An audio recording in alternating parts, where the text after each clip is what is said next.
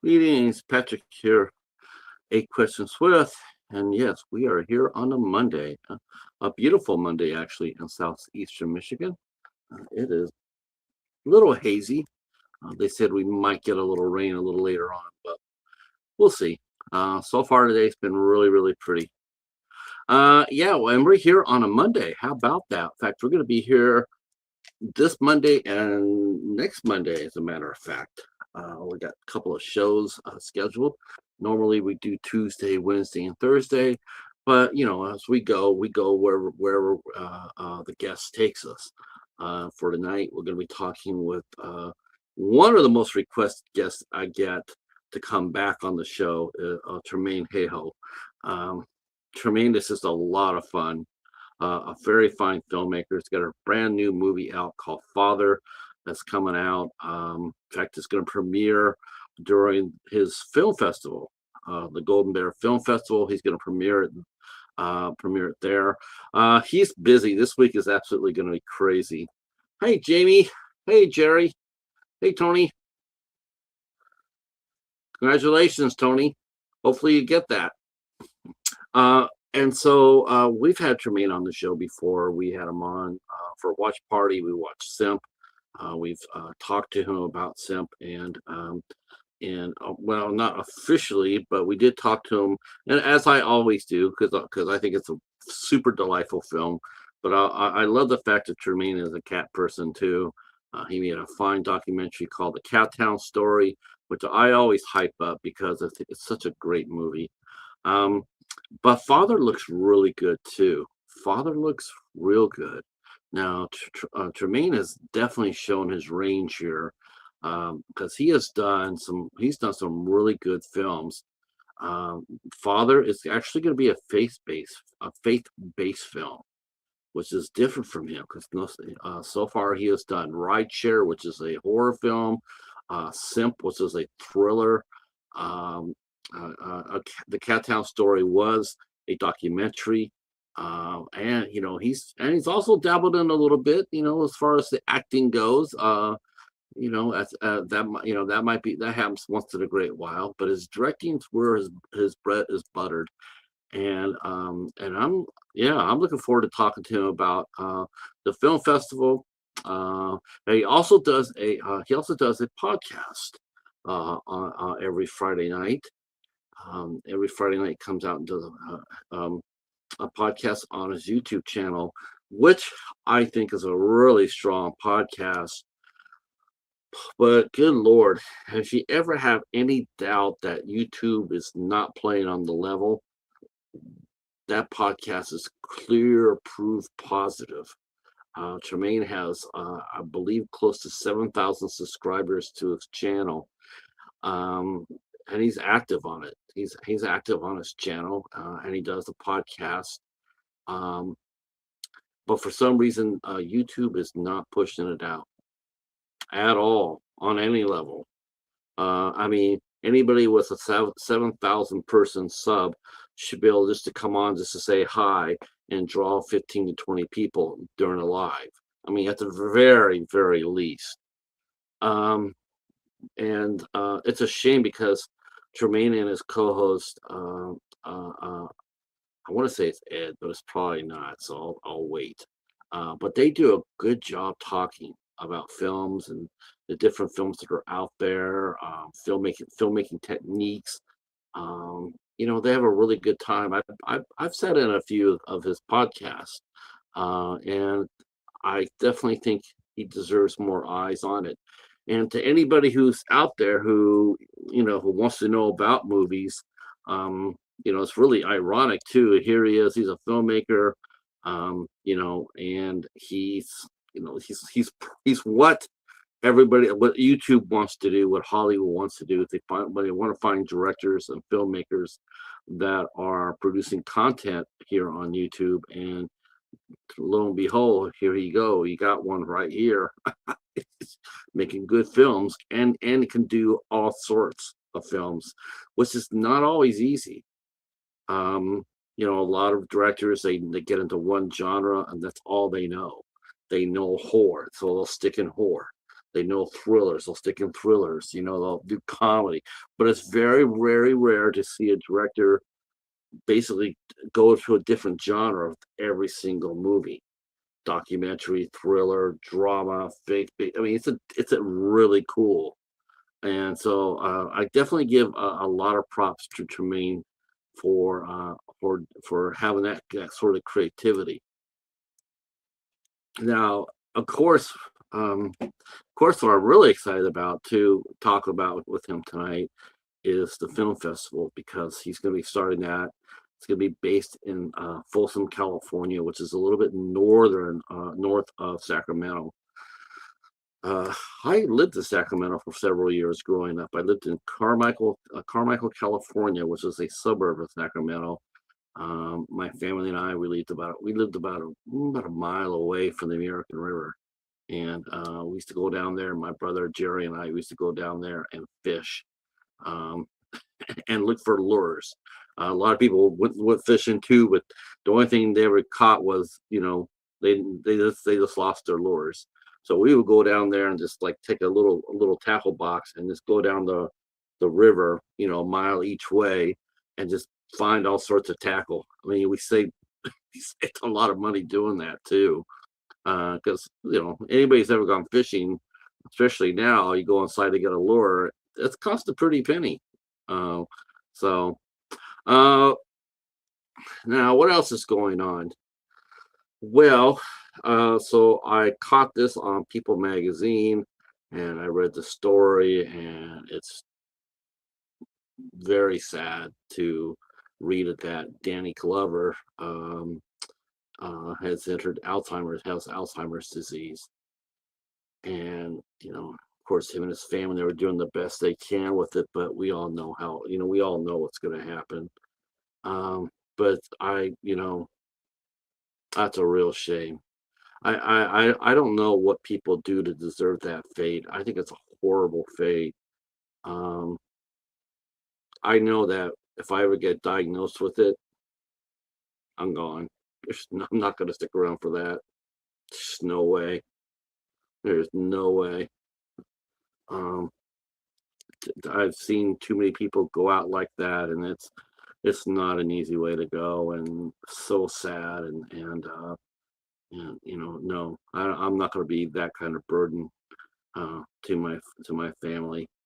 Not that's just my opinion only. Luckily for Danny Glover, and he's got a really nice daughter who really loves him, and a younger brother, and they're taking good care of him. And he's not full blown yet. He still has some memories, so he's still with us in that respect. Um, yeah, that's a shame. I had heard I had heard that I thought I had read. I probably shouldn't comment on that until I double checked it, but I heard there's another horror icon that's very well loved and respected. I heard that he's been struggling with that as well. That's probably one of the reasons why we haven't seen him on anything in a while, is that I heard that he had a case of dementia as well. Um, yeah, that's a damn shame. Danny Glover has a fine career. Um, he was just tremendous in everything he did. Um, a lot of people remember him, of course, from Lethal Weapon, but anybody knows me knows Danny Glover is, The Christmas Train. That's my favorite Danny Glover movie. He's so good in that movie, so good. Of course, he was in Places in the Heart with Sally Field. He was just, any movie that he was in, he elevated, absolutely elevated it. All right. So I got an idea to try to do something a little different uh with my series, Dollar Theater. I've been having it come out at 3 p.m. and it just dies. It dies. It comes 3 p.m. Eastern time, noon Pacific. I come out, and it dies. Other than Jerry and Lady Valerie, Pretty well, for the most part, nobody's watching it. So what I decided to do was, and I got some advice from our buddy Eric. He says maybe she should move the date, move the time up a little bit to where you think there'd be a better crowd. Because 3 p.m. in the middle of Eastern time, it is people are still at work, and much less on the West Coast as well. So what I'm gonna do is I'm probably, because Sunday, since I'm already doing RetroTube on a Sunday, that's a good spot for it. I think I'm gonna start moving it till 10 p.m. whenever I do a dollar theater. So 10 p.m. Still will premiere it. Um, Most of the time I'll be able to, on Mondays I'll be able to air it on Mondays. I won't fear anybody else. It'll be, just reviews. There won't be any deep diving or anything like that. And so I think this just I'll have a better chance of attracting more of an audience. So that's what's going to happen. That's probably, if you notice, not that anybody not that anybody would, but that's the reason why there's no dollar theater today, because I bumped it up till 10 o'clock tonight. So after our interview with Tremain, yeah, I'm gonna make sure I pinged him. You better make sure he better show up. Okay, all right. Yeah, he'll be here. That's right. I am so curious to see what made him go and create Father. That's such an interesting film choice, for me, for him. I think that's just, yeah, it just really, like I said, it really showcases his diversity. I don't know anybody really quite right now. Probably Probably Michael Cassie. Shout out to Michael Cassie. Probably the only other screenwriter I could think of right off the top of my head that could probably do that. If you wanted him to write a faith-based film, he could. Action, he could. Horror, he could. I mean, yeah. Um, but Anthony, I mean, but Tremaine, that's just super cool. Um, Yesterday, saw me and the cheetah, and literally me and the cheetah. You would see us. We got invited to go over to Movies and Beyond last night for Bigfoot, another night of Bigfoot action. Uh, we have somehow, some way on Movies and Beyond, we have gone from supernatural horror, all sorts of fun shenanigans, to all of a sudden Bigfoot has taken over the place. Um, Not really, but we've had some fun with it. Um, yes, it was. It was a lot of fun. And came back so fast. I mean, I thought the first visit I'd come in there, we talked Bigfoot, and then that would be it for a year, right? So I was so like surprised when he says, "Hey, what are you doing?" And I'm going like, "Oh, that was only a couple of weeks ago." So all of a sudden now I feel like, wow, this is all right. Um, and so we watched Bigfoot versus Jason, Night of the Beast. And I figured out why there's a scene in the movie. It's a fan-based movie. It's Jason versus hello.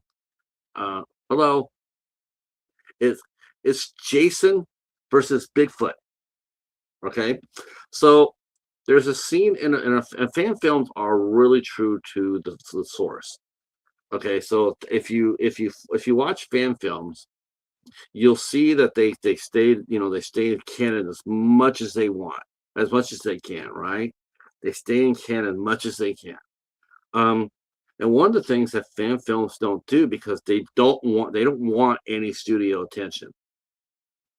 They, luckily for a few people, the studios have been rather kind.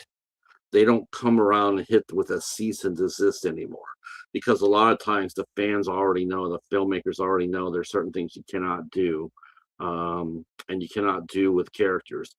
Like yesterday, like we saw Jason get killed, right, by Bigfoot. But at the end of the movie, we see that Creighton Duke is there saying that he'll be back. because they can't kill him. You can't kill Jason because it's an IP. You know, there's rules of the game. You can do certain things, but you can't. You just can't. You don't have freedom to do anything you want. You have to stick within certain boundaries. So I was really surprised when Jason Pitts he did. He had one of his actresses come out there and do a nude scene. And I'm sitting there, and I don't know what it was. I'm thinking, like, man, she sort of had that Sabrina Carpenter hair. And I'm sitting here, and I just didn't hit up on me at all. Like, dude, you know this person. You've seen her interviewed many times, but it didn't hit me until after the movie was over. Me and Michael left, and I'm thinking, wow, why is that? Why, I went over to see all the actors.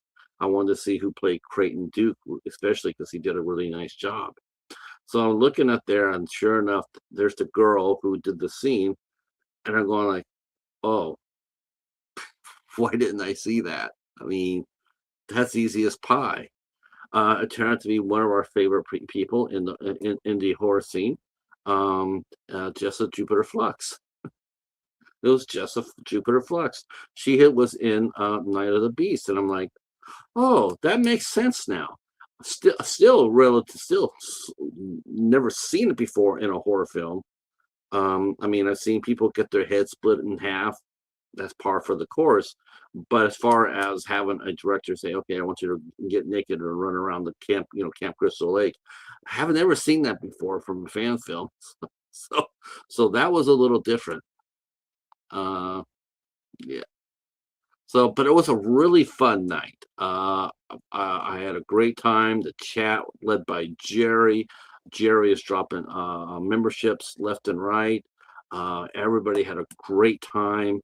A lot of laughs, and yeah, it was great. And yeah, I want to say thanks to Michael from Movies and Beyond for having me on as a co-host. I had a lot of fun, and hopefully we'll do it again sometime. Maybe toward the fall time. Maybe during the fall we'll have them. We'll see. We'll see. We'll see how much demand that there is for Bigfoot. It is summertime, so unless this is where a lot of the sightings rise up. People see Bigfoot a lot more during the summertime because they're out in the woods a lot more. All right, let's see.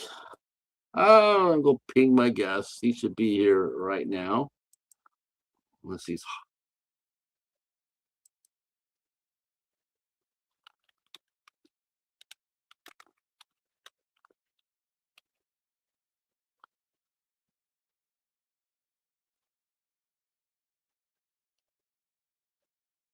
Now I know Tremaine. I let him pick the date here um, for our interview, though I knew full well that I knew he'd be slammed this week.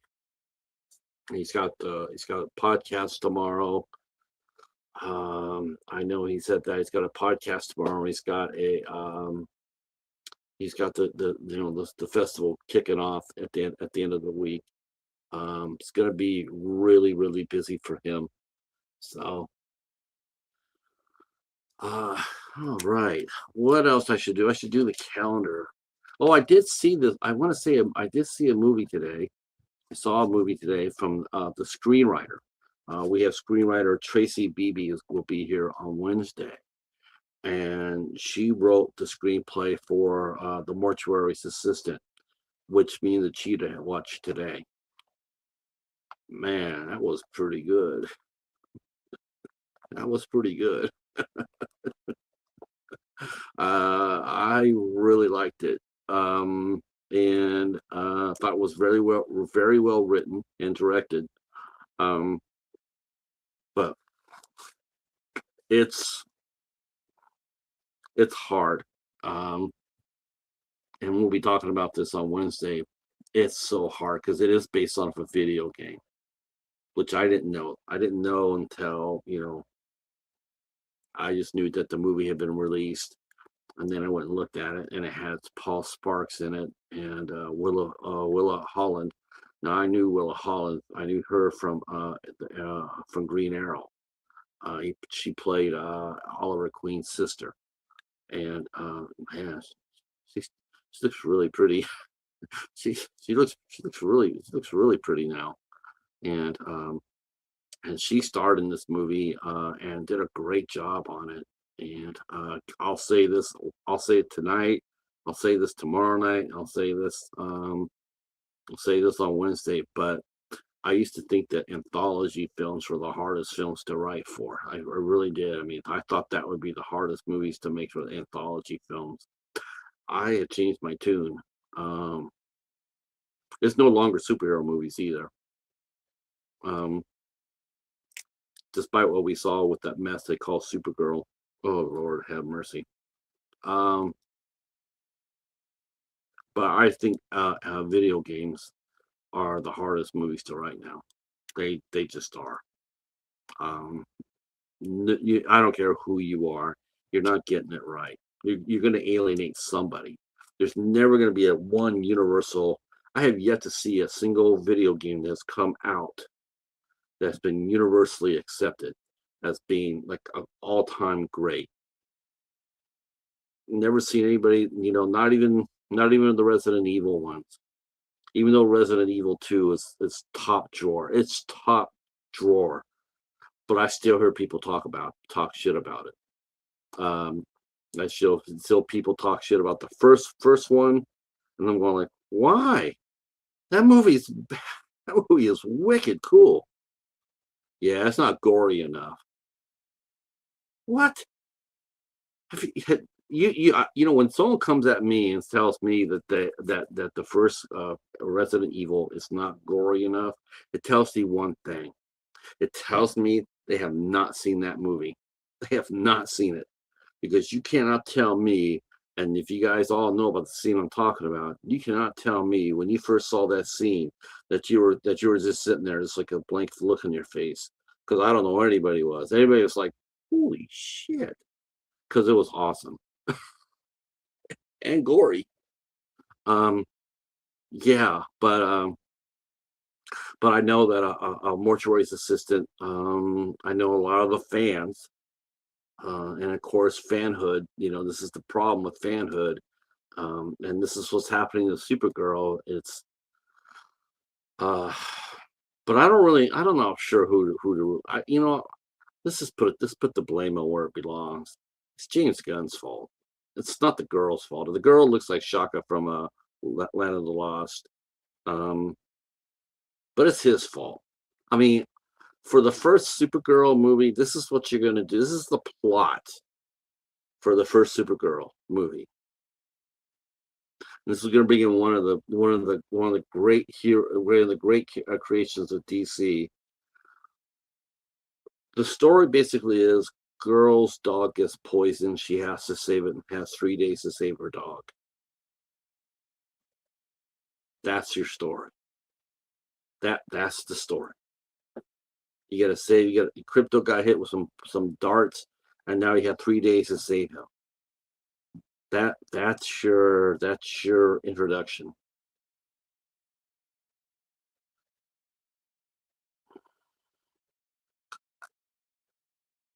Go back and look at the Flash.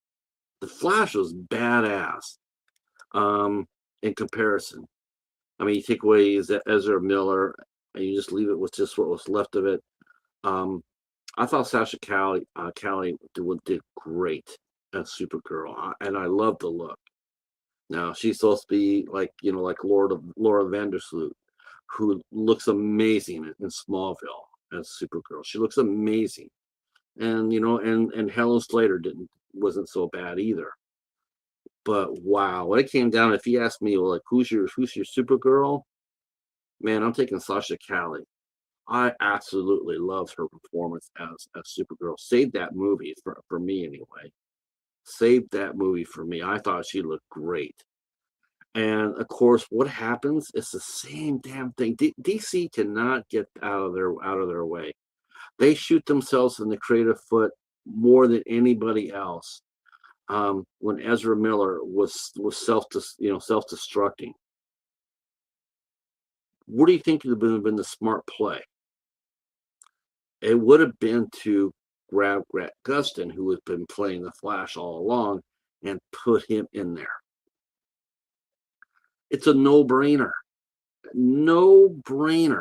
because the Flash wasn't the main focus. The main focus was Supergirl and also Batman, Michael Keaton's Batman. The pressure wasn't going to be all on just on Ezra or Grant. They were going to be acting, sure, it's called The Flash, but you have Supergirl in there and you have Michael Keaton's Batman. There's a lot of you don't have to put the whole weight on just one actor, especially someone with like Ezra Miller, who was, I mean, the fact they even got the movie made at all. But and the funny thing is they made a Batwoman movie and they shelved that. They just said we're not going to release it. They made it. It was complete. It was ready to go out. And then DC says, well, Warner Brothers DC says, well, we're not going to put that out, but we're still going to put the one with Ezra Miller, who is absolutely just a freaking train wreck. Absolutely train wreck.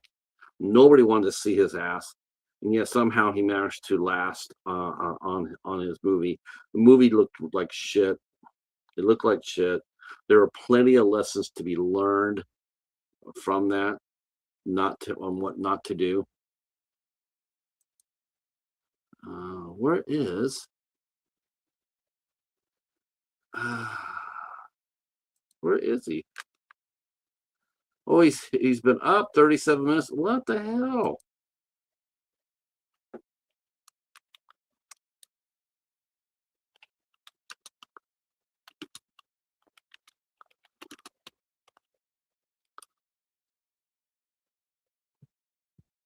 Oh man, you're late.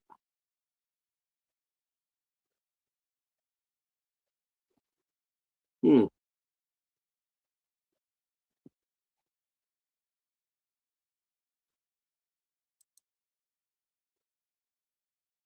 Hmm. Alright. Well, I'm not sure where he's at. He's active on Facebook. I see that, but I don't know where he's at. He's not pinging me. So, like, what's up?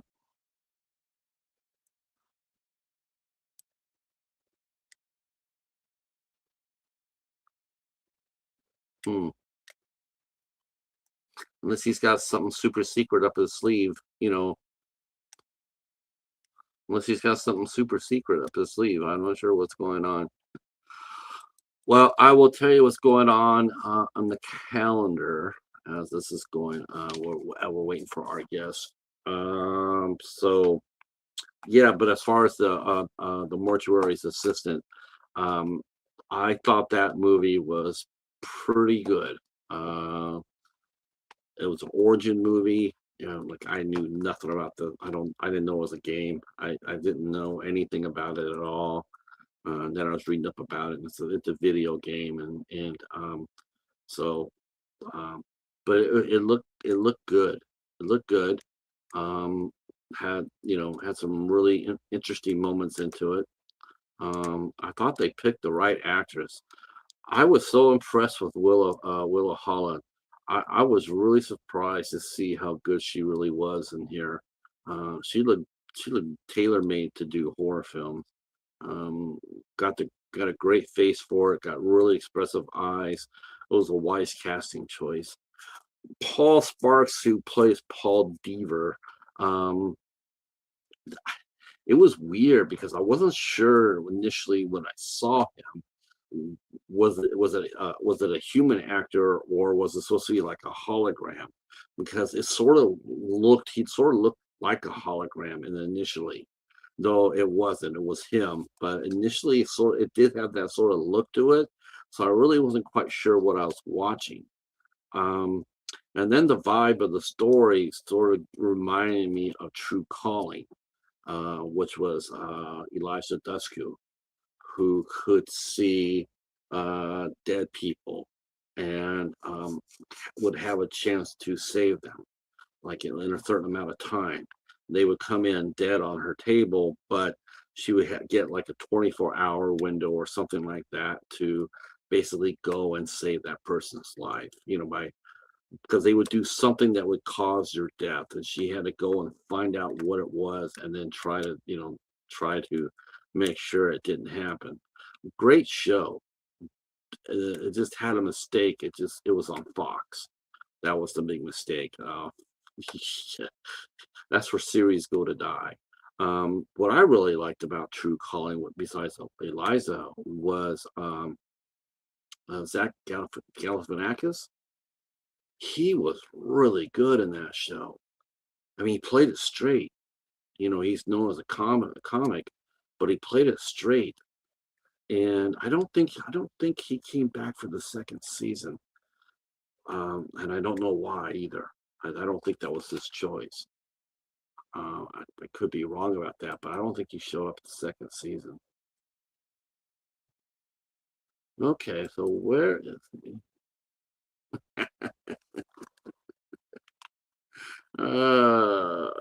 Giving Ken Sledge a hard time. That's right, Ken. Do I have to say it? Sledgehammer whore. He asked the question. He says he put out this on his channel. He says, what is a horror movie everybody loves but you absolutely hate?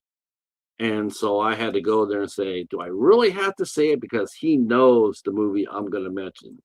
He knows which movie I'm going to say that everybody else seems to love, but I don't. I just know. Though that might have changed, though. I might have to change that movie because there has been one other movie that I thought was not. There is a movie I didn't like it at all, even more so than the one I had before. But anyway, so here's what we got going on for the rest of the week. We have Tremain, who should be here. I hope he's here within 13 minutes. If he's not here with 13 minutes, he's not coming.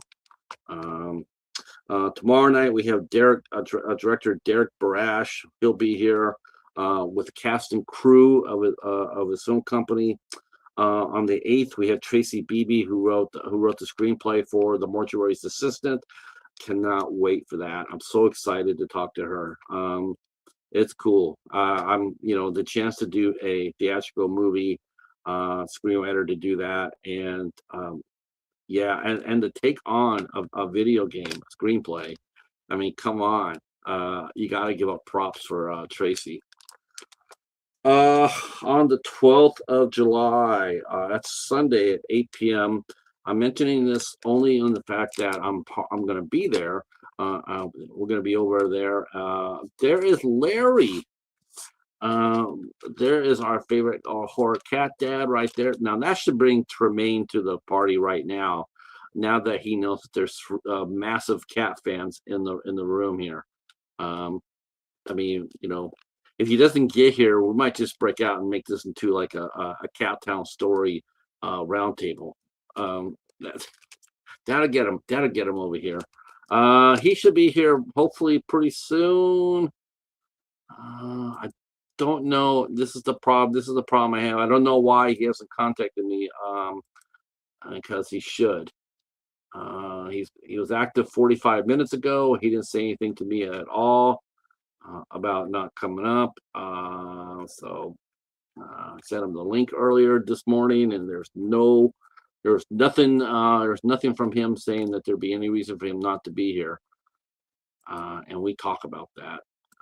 Let's see. So that'll be on the Tracy on the 12th. We're going to be doing a special IFC show on Ben's channel, Cadaver Club. me, the Mighty Mary Wilson, Jen from Reviews from the Grave, and Ben. We're going to be talking about our 5 favorite IFC films that we've talked about, and one turkey.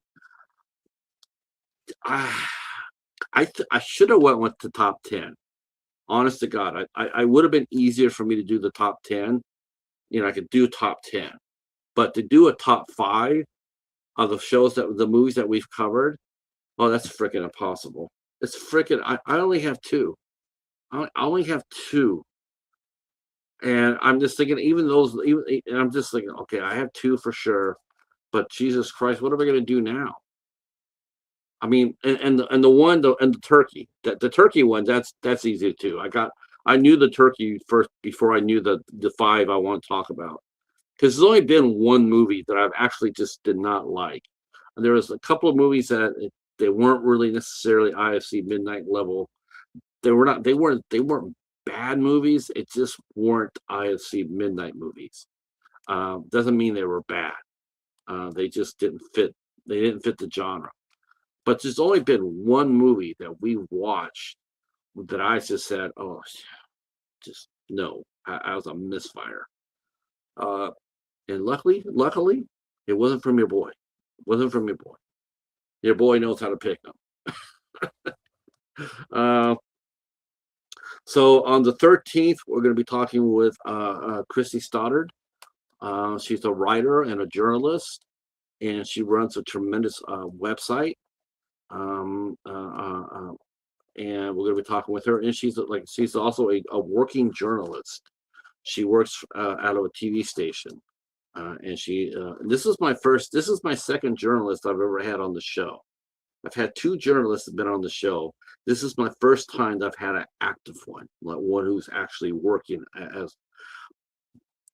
Never thought I'd see that, because I know a lot of local reporters here in the Detroit area, and Trenchy, good timing, my brother. I might have to have you come up and bullpen me. We have 8 minutes for our guest to get here. If our guest does not get here, then we will go ahead and we'll just chat. I know several journalists, working journalists. I've asked them for interviews. All right. Thanks for staying, Larry.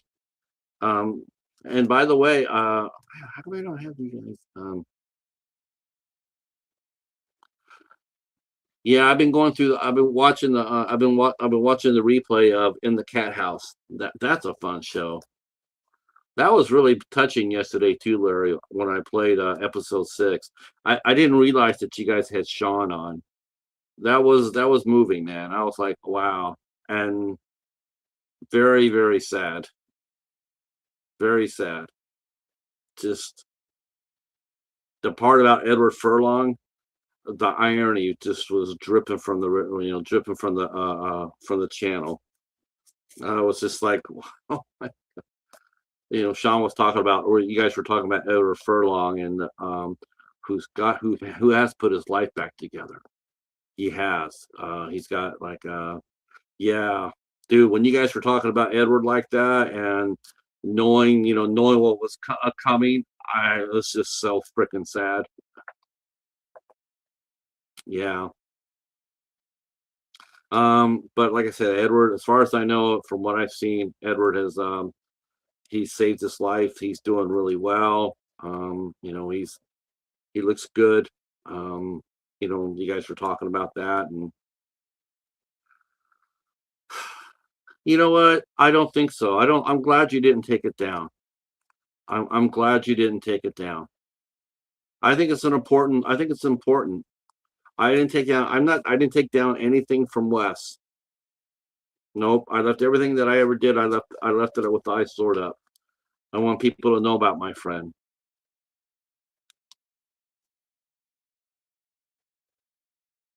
I even have Sean on a couple of my shows too. I had Sean. Back in the day.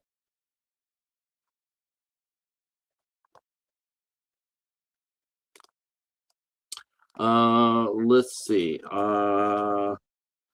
So Chrissy Stoddard will be here on the 13th. On the 15th, we have actor Jack McCord from Missouri. He'll be here. He's one of the troupe of actors that Todd Sheets uses. And I was given the heads up about Jack and his career by our good friend Dylan Fawn Harvey. Um, then on the 16th, we have Alexander Pimento. He'll be here with his cast and crew, and we'll be talking with him on the 16th.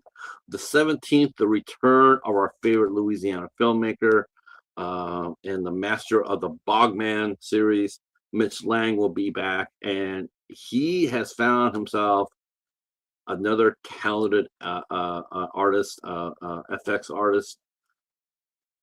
Some directors find actors; they find great actors. Mitch can find makeup artists, and not too shabby on the acting either. And we're going to be talking with him on the 17th. He's got his brand new film out, which we'll be covering here momentarily. I'll tell you what that is. It's a film review. Um, uh, let's see if I can find it. I know I have it.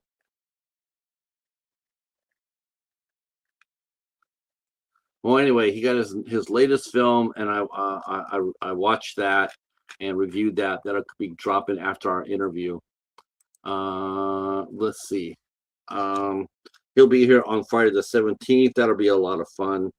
On the 21st, we have singer Jay McTaggart. He'll be here on the 21st. 22nd, we have DJ Patton and Amanda Megan. That's right, Amanda Megan. They'll be here on the 22nd. Then filmmaker um, Kenyon Travis Henry will be here on the 23rd. Man, we have a lot of people coming up here. On the 25th, which is a very special day. Let's see. Yeah, I met Edward last year and talked to him about his interview and how I appreciated the raw, straight up honesty he gave on Rosenbaum's interview. I saw that interview too, Larry. That's where I saw. Yeah. I watched that interview. Yeah, that's a great one. I was yeah, it was that yeah. And the thing about it is too is Rosenbaum himself. That guy, he battles hard too because he got hurt. Like he's had back issues ever since I've known him. Um, and so he's had several different surgeries to try to, that's one of the reasons why we don't see him very often in live action, because he really can't get around anymore. Um, that's why he does a lot of voice acting, but he can't do that anymore because he hurt his back and he's had several surgeries. And he himself had problems with the OxyContin and whatnot. He doesn't hide it. He doesn't hide it. Um, so yeah, I saw that interview he did with Edward. Good interview too. Really good interview. You know, I like his interview. I liked it earlier. Now he seems to be pumping it too much, as far as like he keeps on, hyping up for merch and stuff like that, and donations and stuff like that. I mean, his show used to be 90 minutes long. Now it's down to an hour and 15 minutes. And yes, lots of ads, no doubt. Um, but I give him credit for longevity. I mean, he's stayed in it, and not only does that, but him and Tom Welling, and I gotta give Tom Welling credit too. They said they were going to cover every episode of Smallville, and they've done just that. They're still going. I think they're still on season 8. They still got like 2 seasons left. they are plowing through it though. And I kept on thinking, going like, wow, these guys did it for Smallville for 10 years. I wonder what it would be if we can get the guys from Supernatural to do it. Because I think their show went 17 years.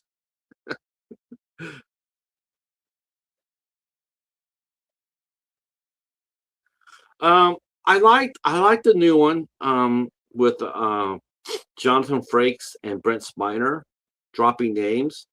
I think that's a really well done one too. Um, I think those two guys really worked well together. Yes, I would like to see the show last a little longer because they pretty much are done in an hour, and that does seem a little bit too polished. Which you know I don't like polished interviews. Yeah, I want to be. That's right. I want my interviews to be like Michael's.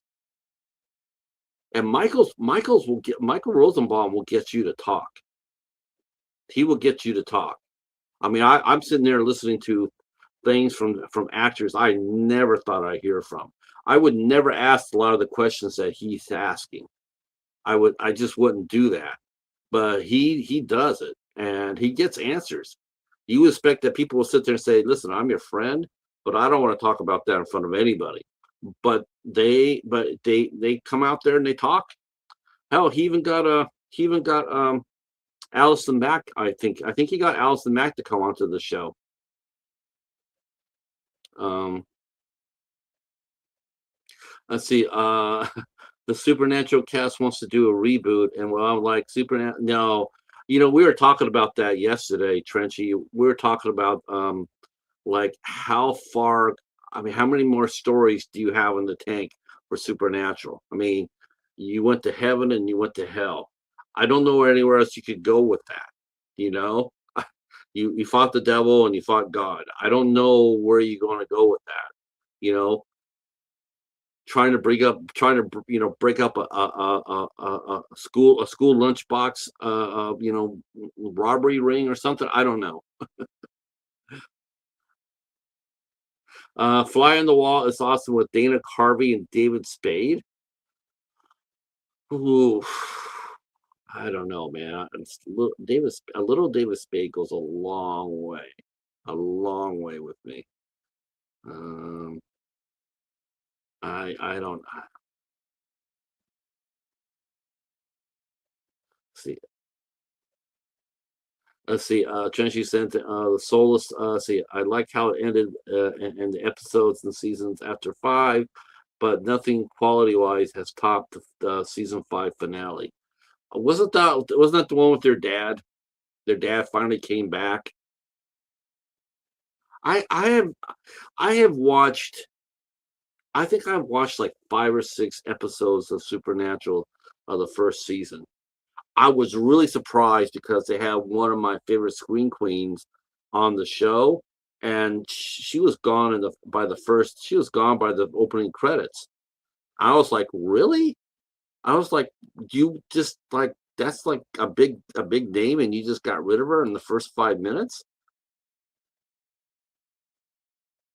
Oh no, no. I thought you guys were talking. It's a fly on the wall. Is that the name of the Carvey and Spade show? Oh, because I like watching. Oh, okay. Oh, wow. I think 5 was when Dean went to hell. Nice.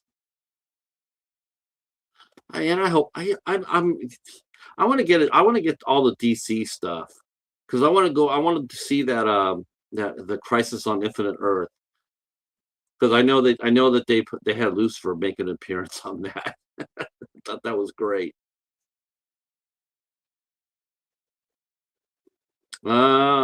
Hey John. So my guest, the one who gets asked to come over and over and over again, has stood us up. So yikes! I don't know what to say about that. Uh, He is not pinging me at all. And I know he was on, yeah. So I'm not sure. He's never done anything like this to me at all. Never, not once, not even a hiccup. So I'm not sure what happened to Tremain. Um, but he should have called me or at least pinged me and said, "Hey, yeah, I'm a little bit yeah, I'm a little disappointed too. Yeah, I have no idea what happened. So,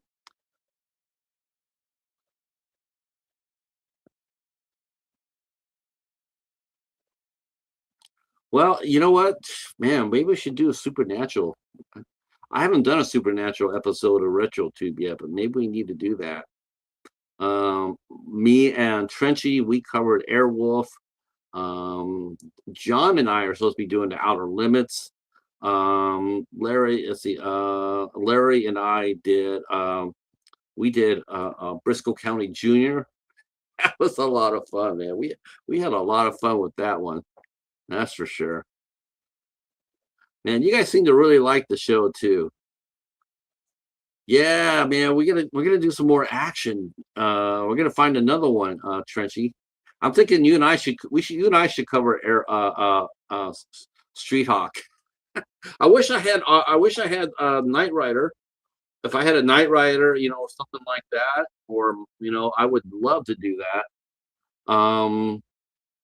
Almost like to do it all in the family as well. Yes, we could do that. I do have the first season of All in the Family. I do have. I thought I would have had more than that, to tell you the truth. Oh man, Street Hawk is awesome. The story behind it is amazing. It was one of those Knight Rider clones, right? Knight Rider came out and was super popular. So they started coming out with all these different car theme shows. And so they had Rex Smith, who was pretty big. He was a pretty big name back then. And they promoted the living poo out of this show. I mean, you couldn't turn on ABC without hearing Ernest Anderson talk about Street Hawk, Man in the Machine. Um, yeah, Ernest Anderson was the voiceover guy for ABC. And man, oh man, they hyped up that show like crazy, crazy. Um, it lasted 12 episodes. it lasted 12 episodes. Um, let's see. Well, there was Knight Rider. There was Viper. Don't forget there was Stingray. Remember Stingray? Um, they also had Journeyman, um, which was pretty popular. Um, I think Journeyman actually ran for 2 years. I think that one starred Sam Jones. Sam Jones was in that from Flash Gordon. I think he did, or no, Lucky Vanis did it. Manimal, Simon McCorkindale. I know. I wish I could find that, Larry. Uh, how about this? How about this one? So the Mighty Mary Wilson told me that she's been on a just on a she's just been on a run as far as getting great movies and physical media. And she told me this. She says that because she showed off the stack of the movies that she got, and she had the one season of The Night Stalker. And I'm like, holy crap, you found that? You got that? Because Night Stalker is hard to find. And we're like, that's amazing. Um, and then she goes, yeah, I'm going to send it to you next month. Now, half of me is like, wow, thanks. Like, I'm like, yeah. But then a half of me is going like, you can't do that because that thing is hard to find. You won't, you're not going to be able to find that out in the wild again, I don't think. Um, and it turns out that she actually had bought the series. She had bought it, so she paid a little bit of money for it. And of course, as soon as she bought it, all you're looking for movies for months and months and months, never run across it. Go ahead and buy it. Here's my money. Within a month, she found it at a collecting, and when she bought a collection, she found Night Stalker. Ain't that the shit? Ain't that the truth? Um, oh, Thunder in Paradise. That's the one with Sam Jones was in it. You got me there. You got me there, Trenchy. Yeah, that was Thunder in Paradise. Uh, with Hulk Hogan, Sam Jones, and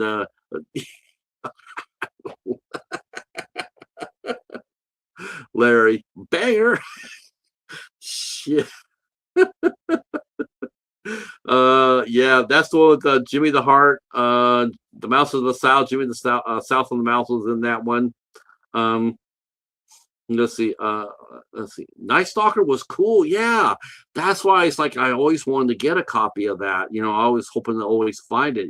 But come on, that thing came out in the 70s. And I think initially they would make, maybe they produced like 30,000 or 40,000 back when it came out. I mean, even if they even did that many, but every year that goes by, it gets eroded away. Attrition, people just don't, they get rid of it. It gets broken. And they're not making it anymore. They're not going to make it anymore. Um, let's see. Let's see. It's so funny. I think what the hell? I think Giant Gonzalez was in there at one point too.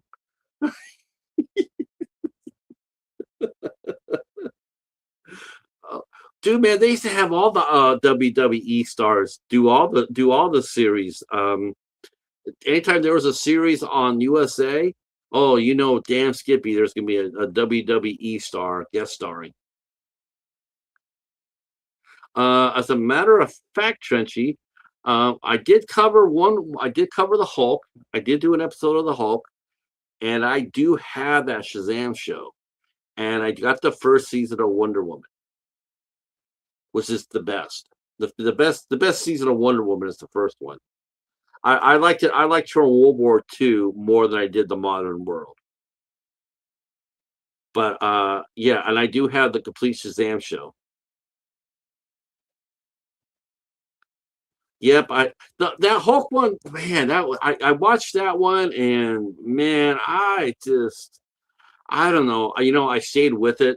I watched it. I committed to it, so I watched it and I put it up there, and yeah, it wasn't the best episode. That episode wasn't the best. But I got a lot of superhero stuff to talk about. I mean, we got a lot of superhero TV shows. Even though I don't have the two big ones on DC, I don't have them. I don't have Batman 66, and I got a stinker.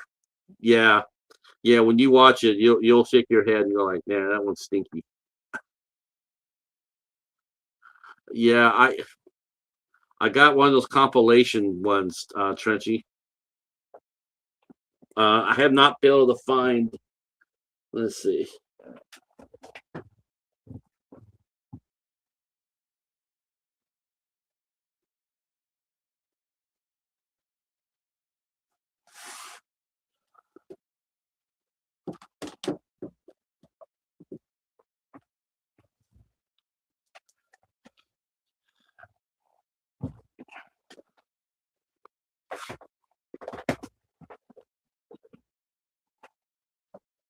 Okay, so I got this one here, and this is the compilation.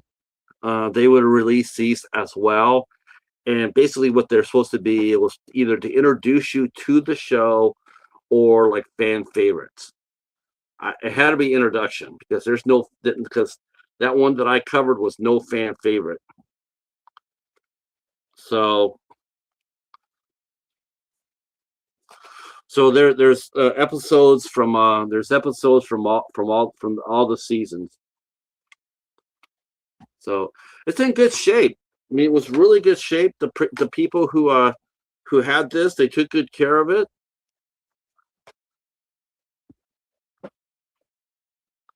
Um, I got the one season of Blade that came out on Versus. Uh, when Versus was going to think about doing they were thinking about doing scripted shows, so they they okayed Blade, who stars Sticky Fingers, not Wesley Snipes at all. Sticky Fingers was somewhat of a smaller Blade. He wasn't quite he was more of he was shorter, stockier. He wasn't anything like Wesley Snipes, but he was all right. I mean, he was serviceable. Um, and I watched it because they had Joe Wagner in it, and Joe Wagner was a big was getting to be a pretty well known star by that time, based off some commercials that she did. She was known as the Mercury Girl, and she would do all these commercials for Ford Mercury, and she became very well known. Yeah, it only lasted for 10 episodes. That's the thing. It just they never gave it a chance.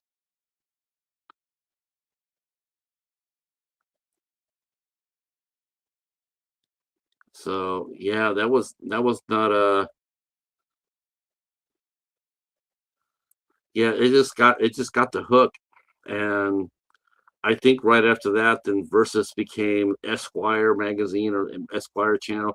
They were doing a lot. They were trying to figure out trying to figure out what to do with the channel, and, and eventually it just went away. But we did get a Blade. We did get a Blade series out of it. Let's see. I got 2 seasons of Agents of Shield. Um, I was hoping I didn't know that thing lasted for 7 years. I thought that thing lasted for 3 or 4 years, 4 years maybe. Man, I was like, what the hell? It lasted 7 years? Who knew?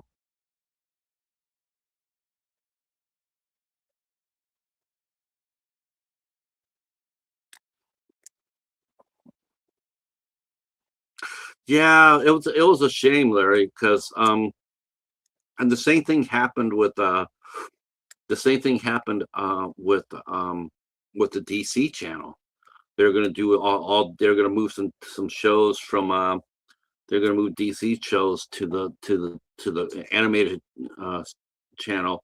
They were gonna move Constantine there. They were gonna do Man Swamp Thing. And yeah, no, we don't need a crow show. No, did not need a crow show. We didn't need that. Though didn't Kristen Dunst do a crow movie? Did I read that right? She did a crow movie.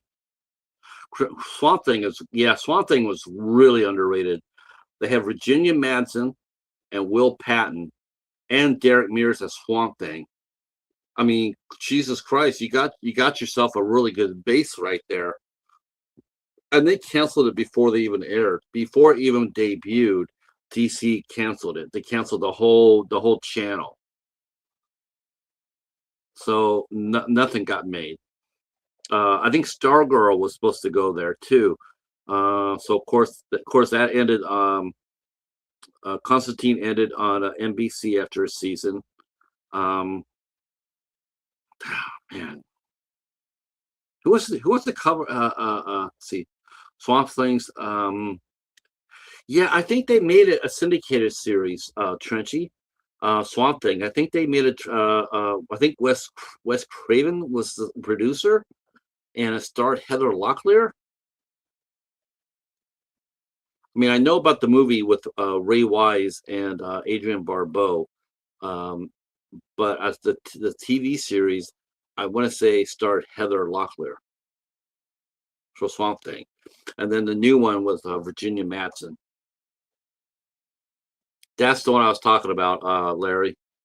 I think that's the one with I think it's the one with Heather Locklear. I want to say it could be wrong.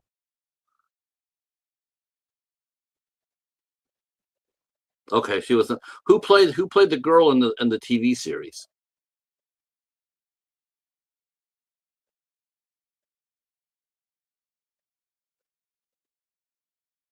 I know that.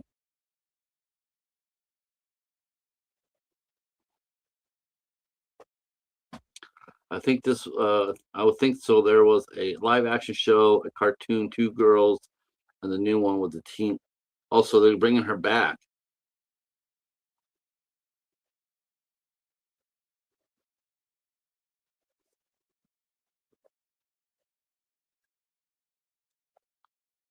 I've read about the wreck that they were going to try to bring back the Powerpuff Girls as a live action, and they said no. Thank God for that. I don't want to see a. I don't want to see a live action Powerpuff Girls. Powerpuff Girls were perfect as for animation.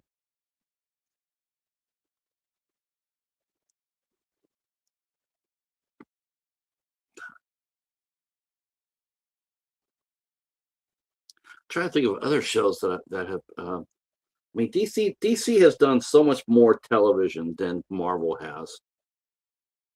Um, oh, I think the other show they were going to put on there, which ended up getting transferred to Stargirl was supposed to be there too, but then they transferred that to the CW, and then they introduced Black Lightning. I think Black Lightning lasted for 3 seasons. Let's see, Legends of Tomorrow that lasted for like 6 years. I mean, they put out a lot. Supergirl lasted for 6 years. Um, they lasted a lot. Flash was 7 years. I think Arrow was like 8 years or something like that. So if you're a DC fan, you're happy. You know, you have a lot of series to collect and put in order, and then go binge watch like crazy. Yes, Carrie Wurr was on the. Oh, that's right. That's right. From Anaconda. Yeah. Gosh, she was pretty. Oh, yes, Joanna Cameron. The Secrets of Isis. Man, that was a really fun show. She was really good at that.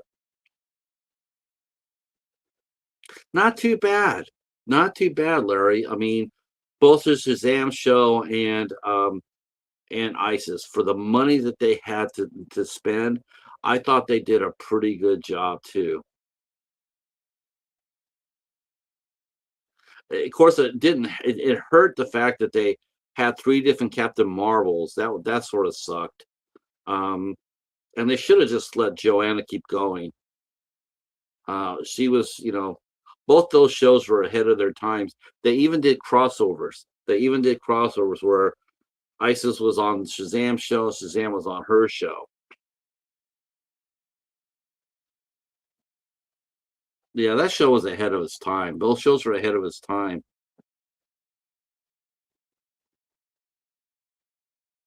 and they took it serious too. They took it seriously. They didn't camp it up at all. You know, actually, the guy who played Mentor. I think the only thing that cracked me up about Shazam, there's one thing that cracked me up. He used to make me laugh so hard. Two things. One, the guy's name was Mentor. What's his name? Mentor. What kind of name is that? And two, they're supposed to be secret, right? No one's supposed to know, Shazam, Billy's just, but yet they have this big ass Shazam logo on the Winnebago, which is Shazam sign right there. It was like, could you maybe put it in neon lights? Like Shazam lives here.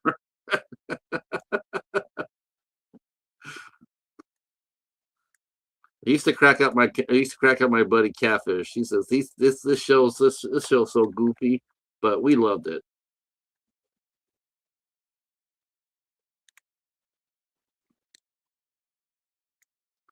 I'm trying to find the last 4 seasons of Smallville, or I still got to get 4 episodes or 4 seasons of Smallville. Yeah, I Eric and I are doing. we're doing the human target. And then I think we're supposed to be doing a yes. Yeah. What do you want to cover next, Larry? You want to cover a Flash? OG Flash? And Trenchy, man, I could definitely we could definitely I'm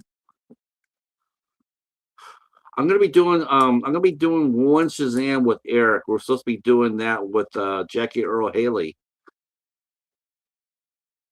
But we could probably do two. There's no reason why we can't do two.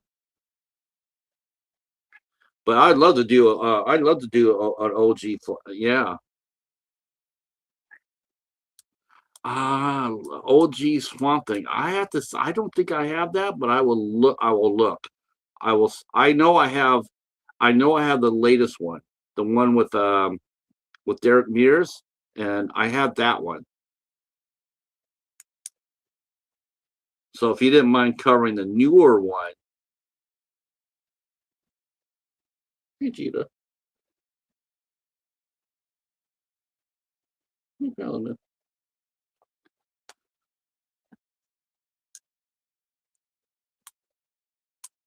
Oh gosh, I remember that show. Yeah.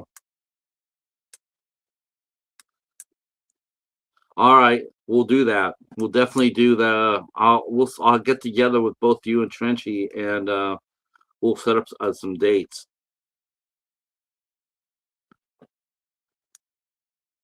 I'm gonna leave the doll. I'm leaving RetroTube at 6 o'clock on. Oh, the cheetah is doing fine. He's doing fine. We go back to the doctor on the 20th. So back we go. We'll see. Um, I'm gonna ask them to give him some vitamins or something. Uh, okay, you guys gonna have to wrestle for it. Well, how about this? Who wants to do Swamp Thing and who wants to do Constantine? Because I want to do Constantine. Any of you guys, any of you interested in that one?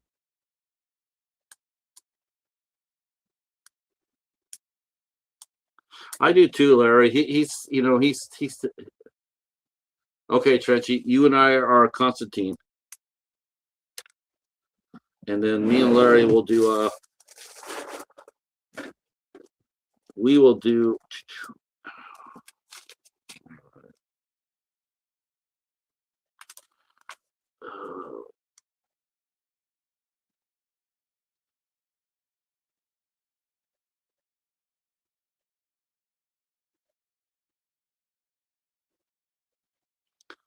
Okay,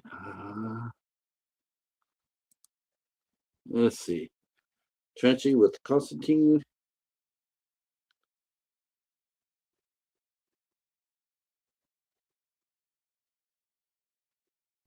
And Larry.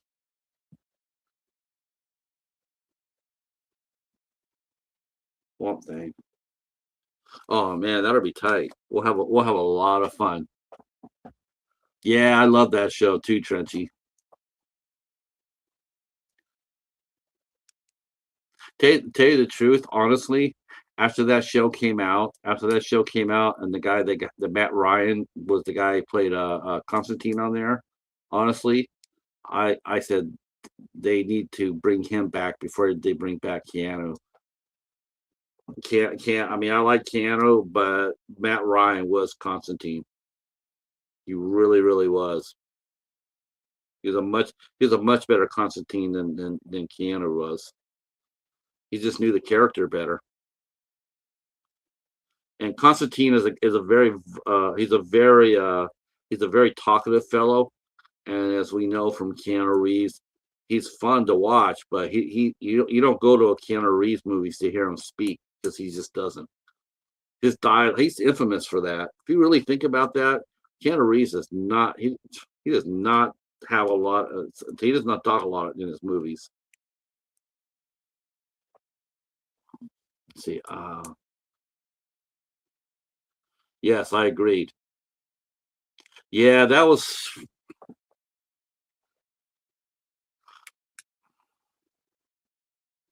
I'm trying to think of. I'm trying to think of. Uh, trying to think if they ran something before. No, I want to say I think it was Supergirl afterwards. They didn't work well for Constantine, and then CBS said they wanted to do Supergirl, and everybody said that was not going to work, and it didn't. I think it only lasted for 1 year before they switched it over to the CW.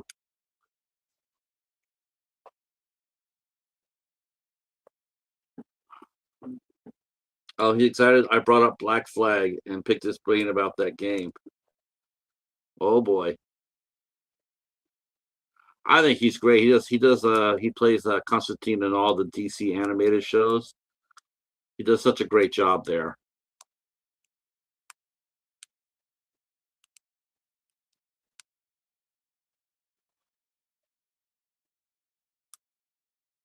What was really interesting was the fact that I want to say there was a story in the comic book that they end up solving in this TV series or TV. It was a TV series. They started it, and then they finished it in the comic book.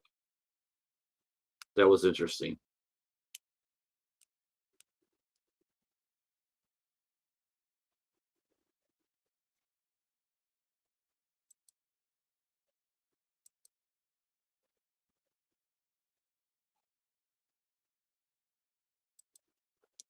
Yeah, I'm gonna watch your Texas Frightmare videos too, Larry. I'm gonna watch those.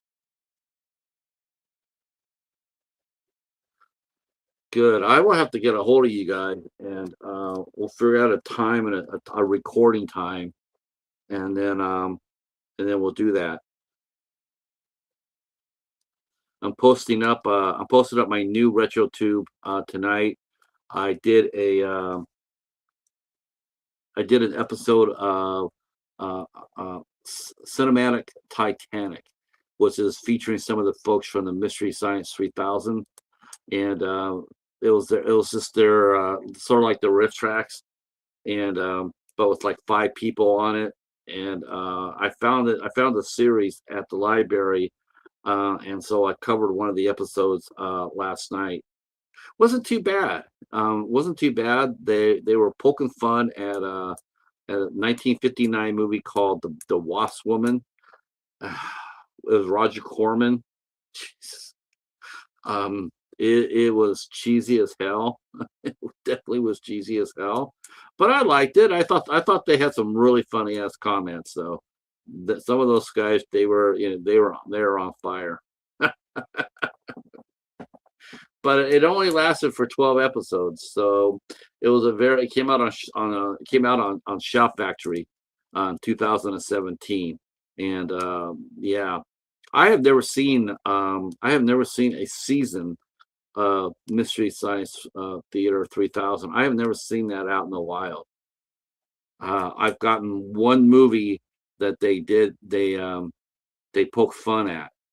Um, I found that at a Dollar Tree. It was just one movie, but that's all I had until this one.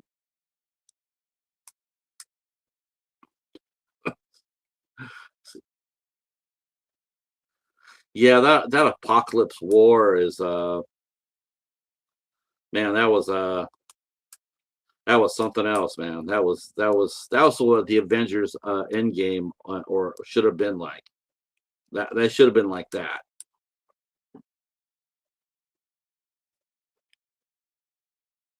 But that new Spider-Man movie looks pretty interesting too, though. We're finally gonna see Spider-Man and the Punisher on the screen on the same screen. So that'll be fun. Yeah, I don't see him at all either, Larry. Not at all. God, it is it is crazy. It is crazy to see how many series that you used to see they're just not there anymore. They're just not. Um, I watch a lot of people do a lot of haul videos, and they bring, I mean, as far as movies go, they find a lot of movies and stuff. But when it comes down to TV shows, not so much, man. TV shows are hard to find. They are hard to find for a good price. I mean, you can find them for, you can find them, but you're going to be paying through the nose for them.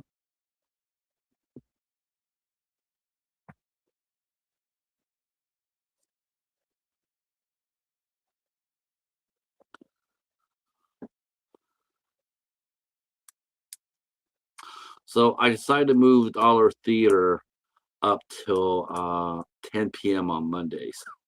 So every Monday night at 10 p.m., that's where we're going to see Dollar Theater. I was running it on 3 p.m. on Mondays, but nobody was showing up for it. So I decided to move it back till 10 p.m. Um, yeah, that's right, Trenchy. That's exactly what it was for me. It was just one movie, The Undead, and that actually, it was actually pretty good. This is the first time that I've ever gotten a complete series um, from one of those guys. They had 12 episodes on it. I was surprised. I saw it on the theater. When I saw it at the library on the shelf, I said cinematic Titanic. So I was like, okay, that sounds really funny. So I picked it up and I saw it was Joe Hodgkins, and so I knew it was the Mystery Science guys, and I read in the back of it, and it's just like it's the complete series. So I was like, wow, this is a lucky find. Um, yeah, most of the time because they were releasing them two at a time beforehand. Like I think it started in 2008, and then that you would buy one or two, per. I got lucky in the fact that I found this one on Shout Factory, the complete series.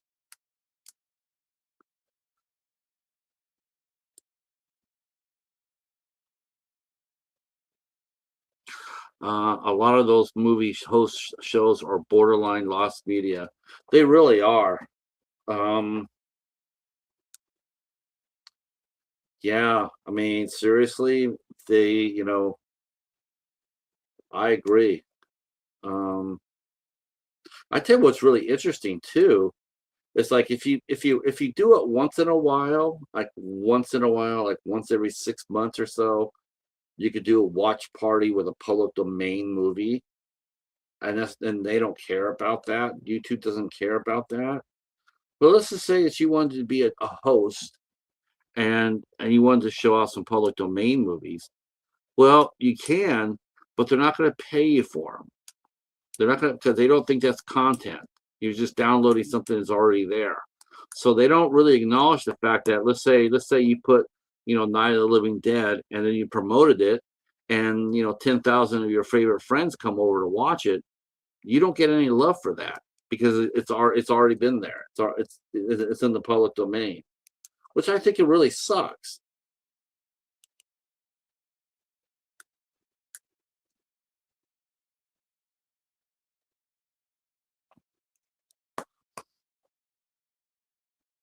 I watched The Wasp Woman. I haven't seen that movie out. I haven't seen anybody talk about that movie. Public domain. And yet I don't see. I see. As far as public domain movies go, the two I see all the time are Night of the Living Dead. I see that one all the time. I did see Attack of the Giant Leeches, and I saw House on Haunted Hill.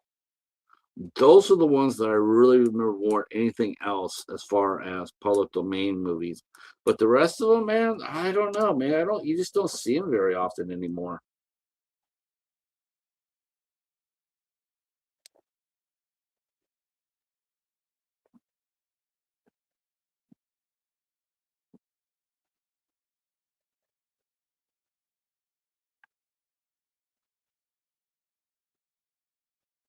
See,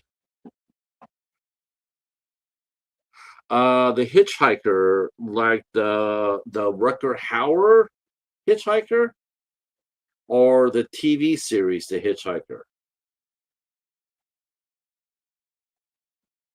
Oh, you did. So you cover the Wasp Woman? Nice.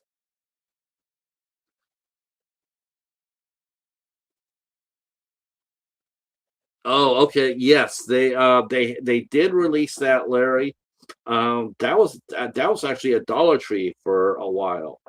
Um, in fact, I was talking about that yesterday.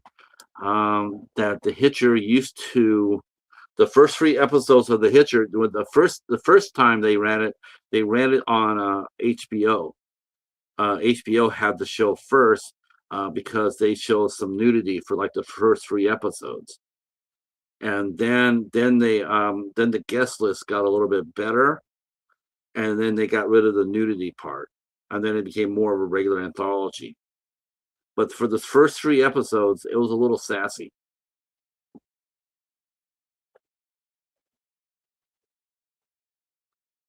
Um, yeah, I have like volume two of season one. I don't know where I got it.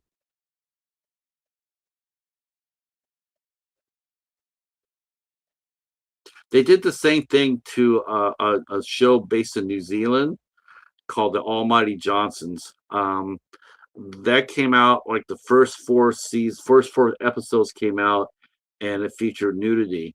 And then the show got picked up by Sci-Fi Channel, and then after that, they got rid of that.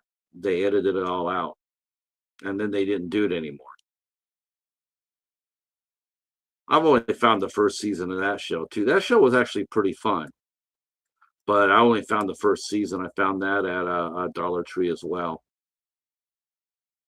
Yeah, USA used to have some really fun shows. And like I said, I mean, there was a time there where, when Raw was on, that if USA had a show on afterwards, WWE superstar would make appearance, would be on the show, like Pacific Blue and that sort of thing.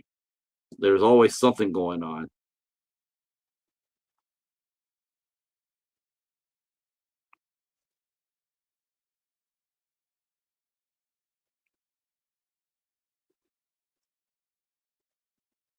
And I don't know what happened to the WWE when they stopped making films too. I could never understand that because I thought the films that the WWE made, WWE Studios, I thought they were halfway decent. I never hated any of their shows. I thought their movies were halfway decent. Yeah, see, and once they left HBO, went to a more safe channel, then they had to change it because you couldn't get away with on commercial TV what you could on HBO. And of course, a lot of people just gave up after that too. That's the whole point of whole point of watching on HBO was because they had cursing on there and maybe sex scene or two. But anytime they did it on regular TV, nope.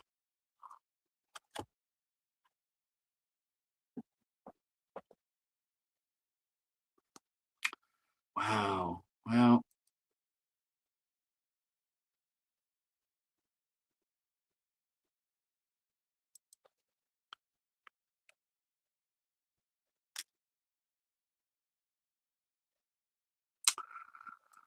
Well, I guess that's it.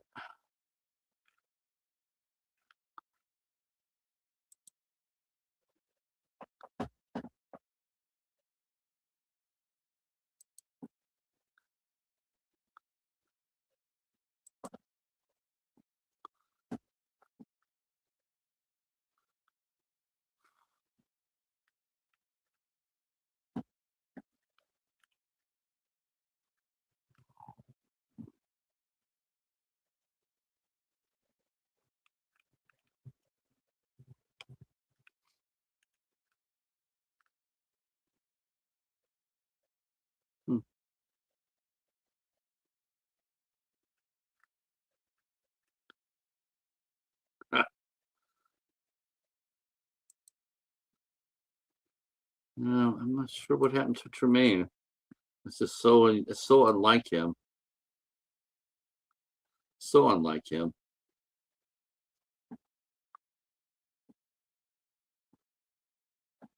Uh,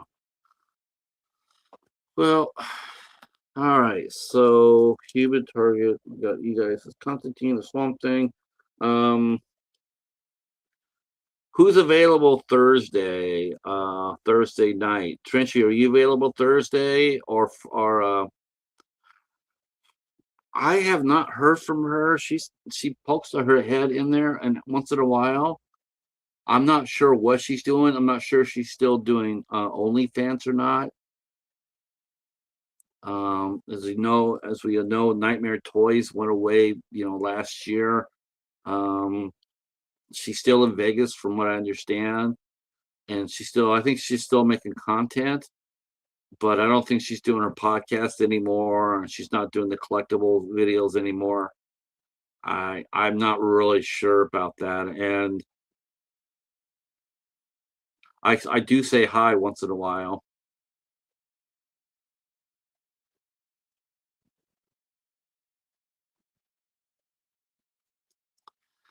Thursday, for you and I, Trenchy.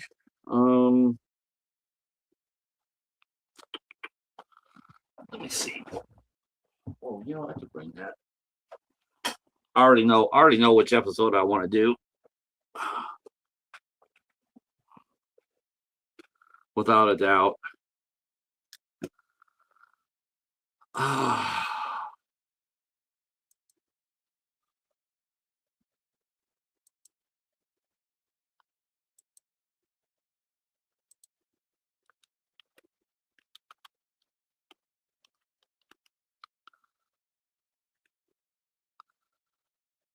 God, that show came out in 2014.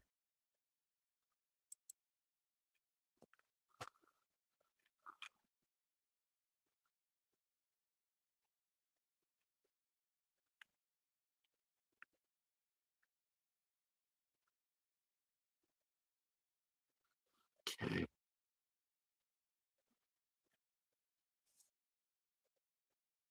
let's see.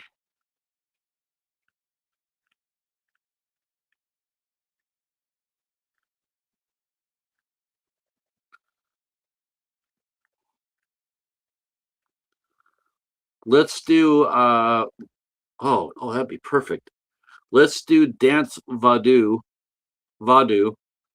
directed by John Badham. Wow.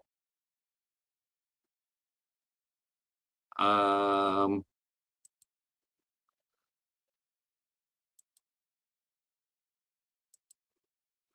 yeah, let's do Dance Vadu.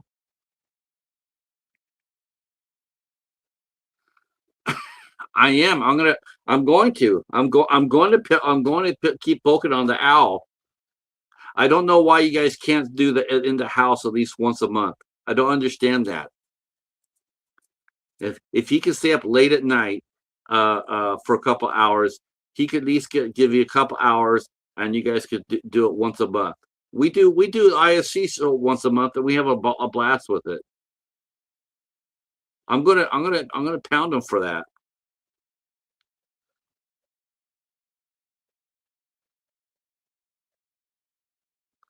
Are you gonna be doing your conversation, um, Trenchy? I'm typing in the title of this episode.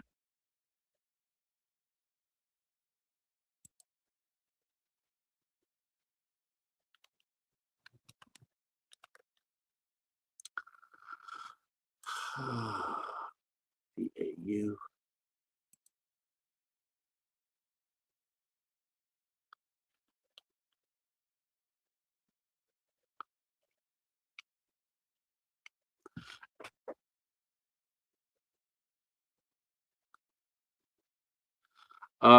In the house, or also write your conversations.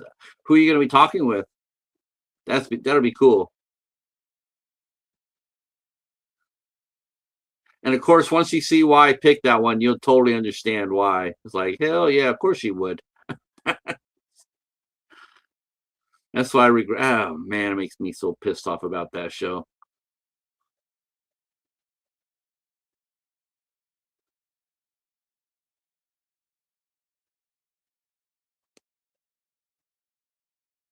Yeah, of course, man.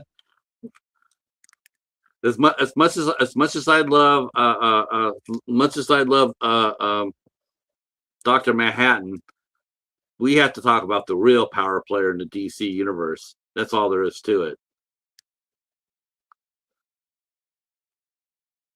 Let's see. The movies that make you said he's available in August. Nice. That'd be a good conversation.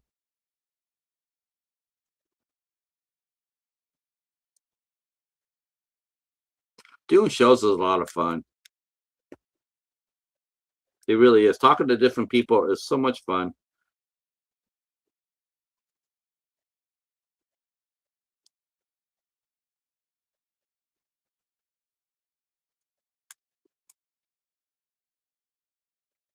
I'm bringing back Ron Bonk in September from SRS Cinema. I'm bringing him back in September.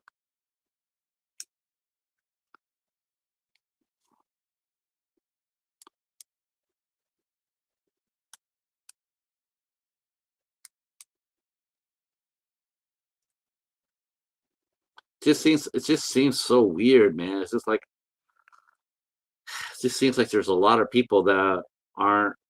I mean, they're still around, but they're not out. They're not really doing a lot. They're not, live streams are sort of like ugh. I don't know that many people are really. I think they seem to be mostly all pop ups.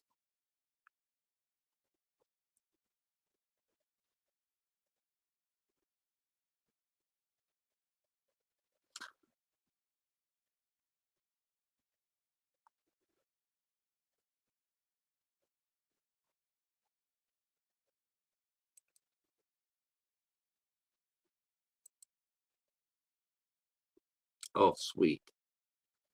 All right. Well, I got some good news. So, Preston said yes. Thanks. Awesome.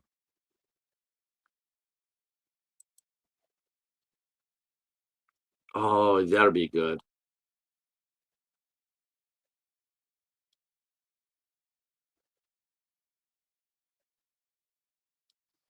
Yeah, Corey's a really good talker too, and the Wonder Twins.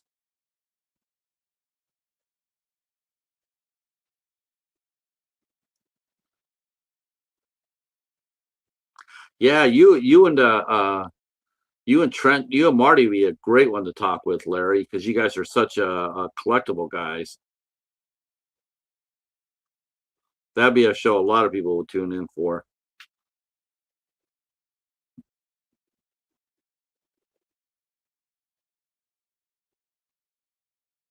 Hey, did you ever show Trenchy? Did you ever show Ethel our Airwolf episode?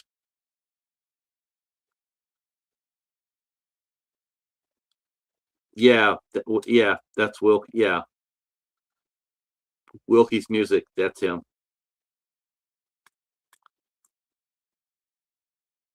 Oh, she never got back to us. Wow, we shouted her out and everything.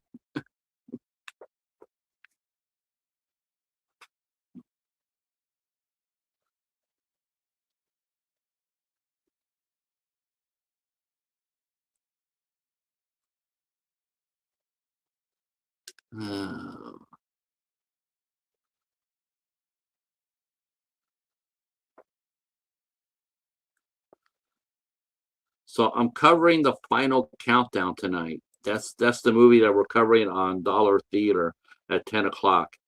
Um, I don't know if you guys have ever seen that one before or not. Um, but it's a hell of a show, that's for sure.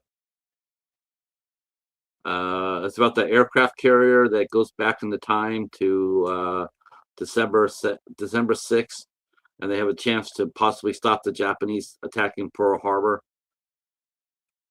Good movie.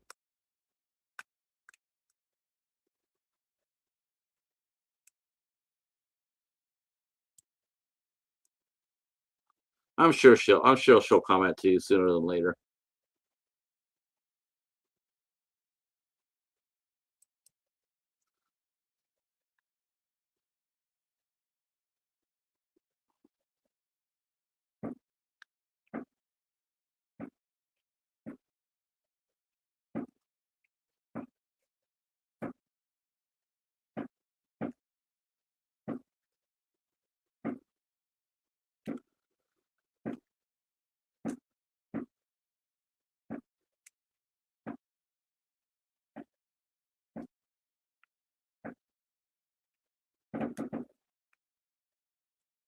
Hmm. Man, people are still cutting loose with the firecrackers. Okay. Well,